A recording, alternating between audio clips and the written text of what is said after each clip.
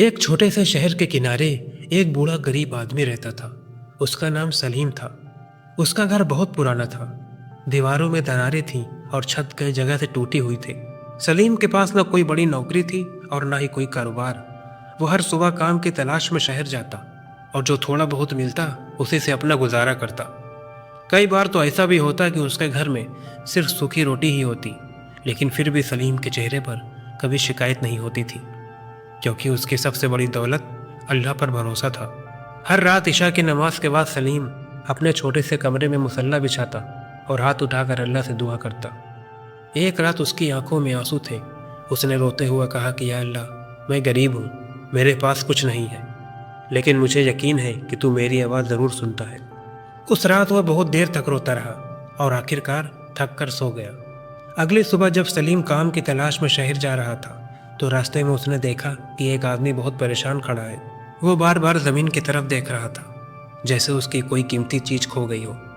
सलीम ने पास जाकर पूछा कि भाई क्या हुआ।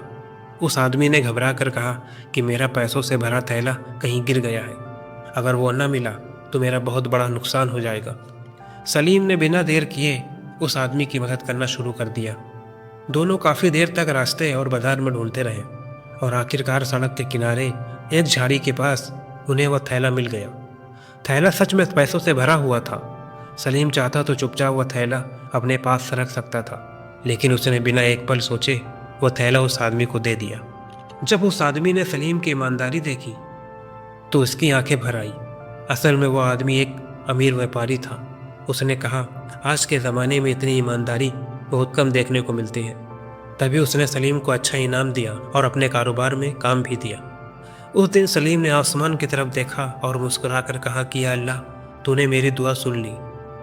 उसे समझ में आ गया कि जब इंसान सच्चे दिल से दुआ करता है और ईमानदारी से जीता है तो अल्लाह उसकी मदद किसी न किसी रास्ते से ज़रूर करता है। उस दिन के बाद सलीम की ज़िंदगी बदल गई, लेकिन उसने कभी अपनी नमाज और दुआ को नहीं छोड़ा, क्योंकि वो जान चुका था असली दौलत पैसा नहीं बल्कि अल्लाह का भरोसा है। तो दोस्तों, याद रखिए, जब इंसान सच्चे दिल से दुआ करता है और ईमानदारी से जीता है तो अल्लाह उसकी मदद किसी न किसी रास्ते से ज़रूर करता है।